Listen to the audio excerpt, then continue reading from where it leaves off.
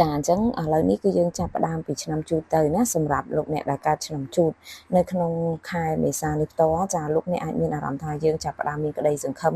ឬអាចមានអារម្មណ៍ថាលោកអ្នកអាចសម្លឹងឃើញនៅគោលដៅក៏ដូចជាមានពលឺជីវិតត្រឡប់មកវិញព្រោះដោយសារអាចថារយៈពេលកន្លងមកនេះលោកអ្នកជួបតែរឿងស្មុគស្មាញចាមានរឿងមិនសប្បាយចិត្តអាចថាពេលខ្លះលោកអ្នកស្ទើរតែគ្មានពេលវេលាសម្រាប់គេហៅថាគិតពីខ្លួនឯងណាចាដូចថាយើងរ៉ាប់រងច្រើនគិតច្រើនចំពោះអ្នកជុំវិញខ្លួននេះតែម្ដងចាហើយសម្រាប់រឿងលុយកាក់វិញឃើញថានៅក្នុងខែមេសានេះផ្ទាល់អ្នកកើតឆ្នាំជូតតំណែងលុយកាក់របស់លោកអ្នកឃើញថាចាប់ផ្ដើមមានភាពល្អប្រសើរក៏យើងអាចថាមានពលឺត្រឡប់មកវិញបដាហើយអាចថាពាក់ព័ន្ធនឹងការងារការរកស៊ីអីយើងអាចចាប់ផ្ដើមមានលំនឹងជាងមុនណាចាហើយសម្រាប់រឿងសុខភាពឃើញថាតំណែងសុខភាពរបស់លោកអ្នកក៏អាចថាបានធូរស្រាលបើសិនជាបងកំពុងមានជំងឺឈឺស្កាត់អីអាចមានឱកាសនឹងបានជាសះស្បើយឬមានដំណឹងល្អអីអញ្ចឹងណាចាសម្រាប់រឿងការងារលេខការងាររបស់លោកអ្នកនៅក្នុងឱកាសនេះបងដែលមានការងារជាប្រចាំឃើញថាការងាររបស់អ្នកអាចនឹងមានលទ្ធផលល្អអាចនឹងទទួលបានការគ្រប់គ្រងការជួយជ្រោមជ្រែងពេលខ្លះស្ទើរតែថាយើងអស់សង្ឃឹមណាជាមួយនឹងការងារមួយនឹងជាពិសេសបងដែលដូចថាកំពុងដាក់ពាក្យធ្វើការឲ្យរងចាំ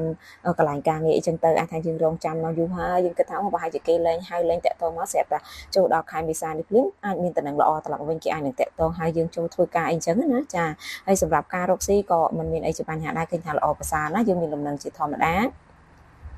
ចាពាក់ព័ន្ធជាមួយនឹងរឿងស្នេហាឬក៏ជីវិតគូតំណែងជីវិតគូរបស់អ្នកក៏ឃើញថាអាចចាប់ផ្ដើមមានភាពល្អប្រសើរជាងមុនចាយើងអាចចាប់ផ្ដើមមានការគិតម្ដងទៀតការគិតសារជាថ្មីអាចនឹងមានគំនិតរួមគ្នាជាច្រើនដែលលោកអ្នកអាចកំពុងនឹងគិតធ្វើជាមួយនឹងដៃគូហើយមិនថាបងដែលកំពុងមានបញ្ហាមានចំនួនអីជាមួយដៃគូទេចូលដល់ខែមេសានេះយើងអាចមានឱកាសត្រឡប់មកត្រូវគ្នាវិញបានចាហើយចុងក្រោយពាក់ព័ន្ធជាមួយនឹងលោកអ្នកដែលនៅទនេចាលោកអ្នកដែលមិនទាន់មានអ្នកណាឃើញថាអាចមានឱកាសនឹងបានជួបនឹងស្នេហាថ្មីអាចមានឱកាសមានអ្នកចូលមកប៉ុន្តែគាត់ថាស្នេហានៅពេលនេះគ្រាន់ត្រឹមជាស្នេហាគេហៅថាភ្លើងច្បាងឬស្នេហារយៈពេលខ្លីទេអាចមិនទាន់ជួបមនុស្សដែលពិតប្រាកដទេណាចាហើយចុងក្រោយរឿងដែលគួរប្រុងប្រយ័ត្នដោយសារលេខរបស់អ្នកគឺឆុងជាមួយភ្លើងអញ្ចឹងក្នុងខែមេសានេះត្រូវប្រយ័ត្នជាមួយភ្លើងបន្តិចណាអាចមានរបួសគ្រោះថ្នាក់ដោយសារភ្លើងដែរចាហើយចុងក្រោយការធ្វើបុណ្យរបស់អ្នកគឺអាសាធ្វើបុណ្យជាមួយនឹងការ